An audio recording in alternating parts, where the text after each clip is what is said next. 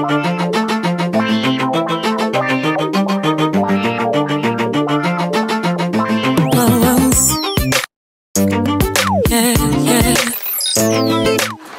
welcome guys. This is Auntie Jillian, and look who we have here today.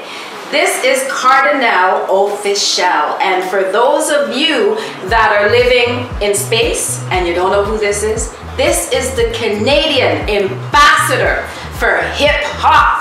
Cardi, I am so glad to have you here. My pleasure to be here. So what's happening lately with you? Everything under the sun, you know. And they know about me in space too, so shout out to my Martians and things. Just everything. We're sitting in my office here at Universal Records, so about a year and change ago, I became the executive creative director of A&R for Universal. So there's been this stuff going on.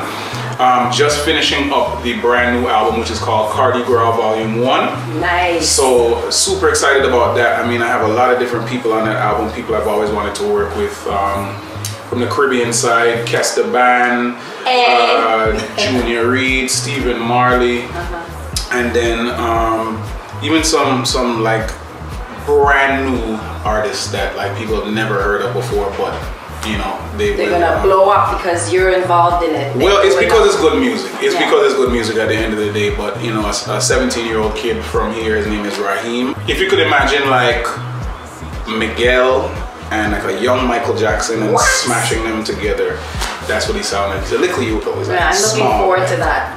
Small, he could almost fit in my pocket, but yeah, he's really wicked. So I mean, for me, this album was probably the best time that I ever had making an album, because I think out of all the things that I've experienced over all the years, it all kind of came together to help me put together an amazing project. So Cardi, you have worked with so many artists that it's unbelievable. I mean, I could name a few. Akon, Carrie Hilson, you appeared on Rihanna's first album, you opened for Jay-Z, you performed for Nelson Mandela at the age of 12. I mean, you have lived and done 3 lifetimes worth of any experience that I could ever figure. You know, with everybody from Rihanna, like a close friend of mine was actually her first manager and you know, discovered her. And you know, being a part of that scenario, being on Sean Kingston's first album, you know, on Vybz Kartel's first album, working with Spragga, you know, even recent years working with, you know, everybody from Kes to Marshall to Bungie, you know what I mean, with the soca scene. Like for me, I just enjoy being able to work with people. But for me, I get a real joy out of being able to work with people before the world discovers them. So yeah, man, I mean, a lot of people, you know, Sean Paul, just a lot of people. As when they touch Cardi, then they go big. Well, that's what it seems like to me. You have to be careful how you say certain. Oh yeah. But I mean, you know, I love the opportunity to be a part of people's careers, but when I'm not saying that once they become big, it's not authentic. Right. But you know, you're working with somebody before they're big. You know that you're working with them because you really believe in their talent. I am ever so proud because being a Trini, attending Carnival, chipping down the road, and all of a sudden I hear, I got a truck on the road, and I hear Cardi in the back. I'm like, what? All is Cardinal, soca too. Because now myself, Bungie, and Assassin actually have a group together. Really? It's called, Suta Black. Suta Black? Yeah, because, I like you know what it's like, because the vibe, if you remember like classic Bounty Killer, how he would always be in his all black, right? You know what I mean? And he would always have this certain kind of energy. When we get together, that's the type of energy that we want to convey to the people. Is, you know, when we suit up black, we come in to kill everything, like funeral they're going to. Yeah, official. Yeah. So what kind of music are they gonna be doing? Well, it's really the first time that we're mashing together soca, hip hop, and dancehall. You know what I'm saying? The people that don't even know what they're about to be in for, because I think the 3 of us challenge each other, but in a friendly, competitive type of way.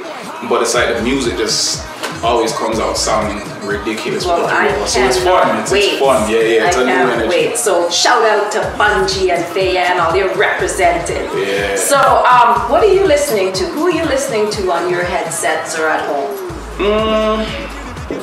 Kendrick Lamar. Ooh, nice. Definitely listen to Kendrick's his latest album. Like I liked his first album, but this album here, to me, it speaks to almost everything that I'm going through as a man who's growing and evolving, monetarily, spiritually, relationships, everything. Like he touches on so many important issues and issues that as a young black male we go through.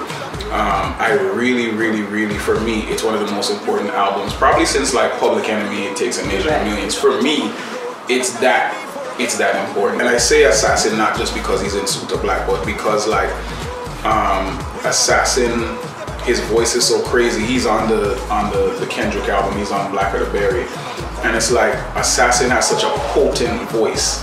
He's somebody that when I listen, it inspires me to like go harder on my tunes, you know what I'm saying? Nice. So I love Assassin. Oh, Chronix. Chronix is one of my favorites. One of your inspirations. Chronix as well, right? is one of my favorites right now. He's doing it.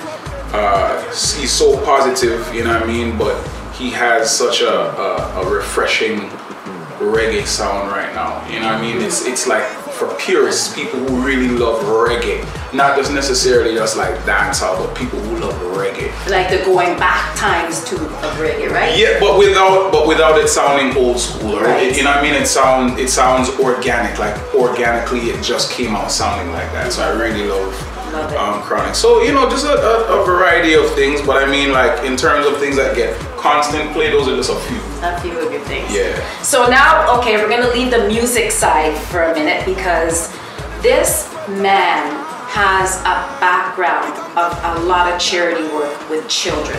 He has traveled to Kenya, Africa, and tell us a little bit about that and about your organization. Years ago, annually I started doing a charity event. So we did my charity events in association with the Breast Cancer Society of Canada. We worked with Sick Kids Hospital before, and then you know, as of recent years, I teamed up with Free the Children. And what happened was I started working with them around the time that we did the Waving Flags remix with Kanon. So there was like a 20 or 30 of us on the tune. It was then that I met Mark and Craig Kielberger, and we just formed an amazing relationship. And when they offered to, you know, have me come to Kenya to see what it is they do firsthand, I brought my mom and, you know, one of my best friends who also works within the community and kids and does social work and stuff. And when we went, we saw, first of all, it was a life-changing experience, but we said, how can we have this experience be available or provide opportunities for kids from the neighborhoods where we grew up to be able to have that same experience, because it's not cheap to go over there. Oh man. So what we did was, you know, we fundraised and we were able to raise enough money to bring 10 youth over there. Like the very first time that I went with World Vision, which was a different experience. When I went with Free the Children, their whole thing is they don't deal with it from the standpoint of like you're going there to like a missionary kind of thing. They don't consider it like you're going there to save anybody or anything like that. They go to work with the communities to use things that they have in place, but offer better solutions to things. And their whole thing with Free the Children is after 5 to 7 years, they want to withdraw from that community so that they can be self-sufficient and self-contained and you know, have sustainable income that, you know, will regenerate. And that's what I think is amazing, because what you're doing is just going in there, kind of like what any big business does sometimes when they go and there's a project management team that they put together. All right, how can we better have this thing operate? And you know, they go and they facilitate all of that change, and then they leave, and the company is able to move and turn profit. It's the same kind of thing. And yes, turning profit is part of it, because they do have things that actually helps generate money for the community. Right. But there's also but there's also things that, you know, help with very basic things like shelter, clean water, electricity, and education is really key. What's amazing is they built a school that's called Kisaruni School for Girls, and what's amazing is they built it together with Free the Children. The first group of girls just graduated this past January, I think. Wow, that's fantastic. And besides just graduating, they graduated #1 in the country. What? So that's just showing you really, you know what I mean, like the effect that working with Free the Children is having. It's not just a thing to where you're like, yeah, we build some schools and kids go there.